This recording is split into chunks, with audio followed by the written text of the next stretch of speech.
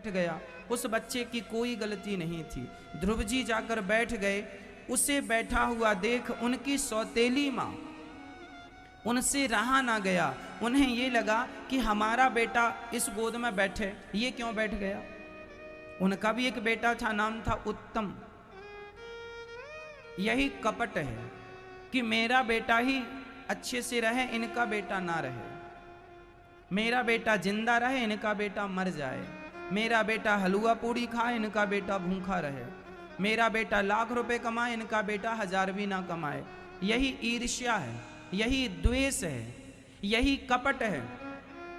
और मुझे ये बताओ कि क्या आप किसी के प्रति ईर्ष्या रखेंगे, कपट रखेंगे, उसमें आपका कोई बेनिफिट है, भलाई है, कल्याण है? क्या होगा? आप यदि किसी से जल रहे हैं, ईर्ष्या कर रहे हैं, तो जिनसे ईर्ष्या कर रहे हैं उनका क्या नुकसान होगा? आप क्या कर लोगे?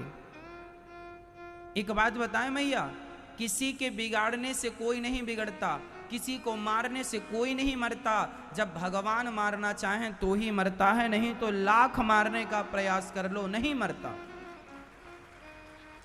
आप लाख बिगाड़ने का प्रयास कर लो, किसी का कुछ नहीं बिगड़ेगा जब तक वो नहीं बिगाड़ना चाहेगा। इसलिए जमाने के लोगों से न डरने की जरूरत है, न जमाने के लोगों से भयभीत होने की जरूरत है। केवल भगवान के चरणों में समर्पण कर दो, ये कह के कि नाथ मेरा कुछ नहीं, मेरा मुझ में कुछ नहीं, जो कुछ है तेरा, तेरा तुझको अर्पण है, क्या लागे मेरा। सब भगवान को सौंप दो। इसके बाद तो भगवान जाने, भगवान का काम जाने।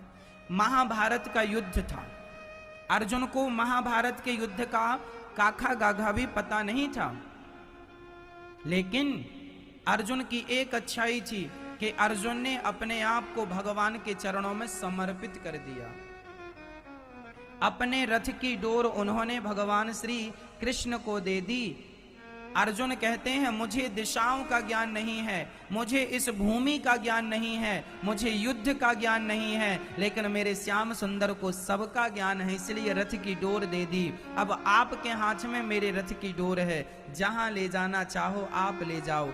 विजय की ओर ले जाना चाहो या पराजय की ओर ले जाना चाहो, डोर तो आपके हाथ में है। उसी तरह अर्जुन से हमें ये सबक और शिक्षा लेनी है कि जैसे अर्जुन ने अपने रथ की डोर भगवान को देकर वह निश्चिंत हो गए, उसी तरह हम भी अपने आप को भगवान के हवाले करके हम भी निश्चिंत हो जाएं।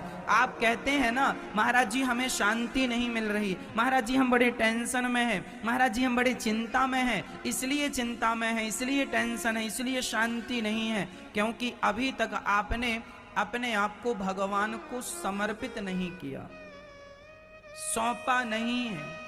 अब सौंप दिया इस जीवन का सब भार तुम्हारे हाथों में है, जीत तुम्हारे हाथों में है, हार तुम्हारे हाथों में। मारने वाले हैं भगवान, बचाने वाले हैं भगवान। जब उन्हीं के हाथ में सब कुछ है तो हम काहे टेंशन पालें, क्यों चिंता करें।